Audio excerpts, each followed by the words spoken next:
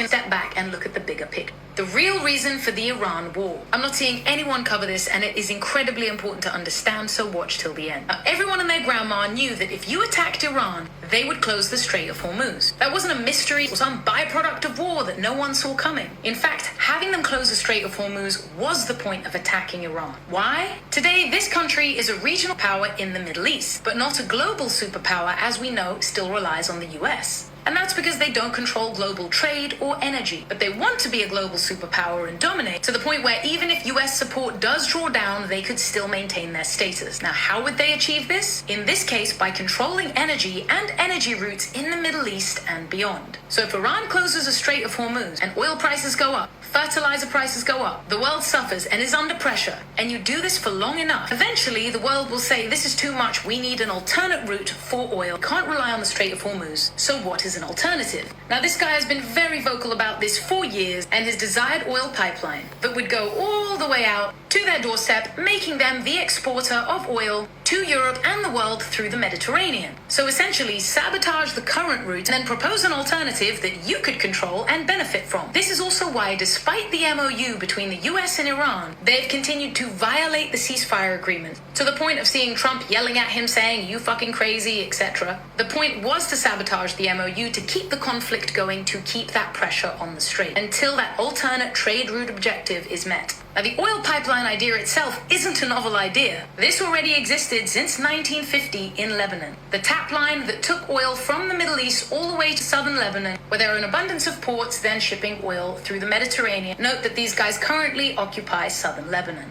and have openly stated destroying everything so that people can't return, which is what leads to the long-lived land grab concept, which again has been a publicly stated goal since the time of the Balfour Declaration. In the 1960s, Lebanon had become the main financial center in the Middle East, one of the leading centers in the world. Booming tourism, education, banking, and trade, including the pipeline. These earned the nickname of the Paris and the Switzerland of the Middle East. And the oil pipeline also eliminated the potential competition from doing this with the port of Haifa. To quote Tel Aviv's New Outlook magazine from 1962, there isn't room for more than one Switzerland in the Middle East. And they wanted that to be them. There are then decades of history that follow that you can look up, but here we are today. In addition, you have Lindsey Graham a month ago saying to end the war with Iran, what was needed was for the Arab nations to all sign the Abraham Accords, specifically Saudi, that really needed to sign the Abraham Accords, to normalize relations between these two countries, opening the door to conduct business together. Most people were confused as to what the fuck does that have to do with Iran's nuclear weapons being a threat to the US? Why suddenly do all these Arab countries need to sign the Abraham Accords? In fact, the many reasons for the war happening have been confusing to most.